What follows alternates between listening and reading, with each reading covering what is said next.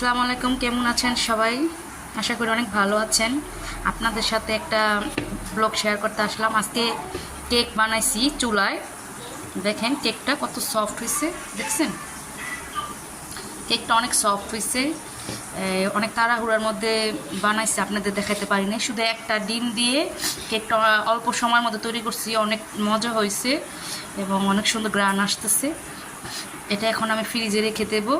নেক্সটে আপনাদের যখন আমি আরেকটা কেক বানাবো তখন ওইটা আপনাদের সাথে শেয়ার করবো যে কীভাবে আমি একটা ডিম দিয়ে এত সফট, দেখতে পাচ্ছেন কতটা সফট হয়েছে, দেখছেন? দেখেন কতটা সফট হয়েছে। এটা বিকালের নাস্তা বানাইছি। অবশ্য আমি ঘরে বানানো জিনিস খাইতে পছন্দ করি, বাইরে এটা বেশি খাই না। দেখেন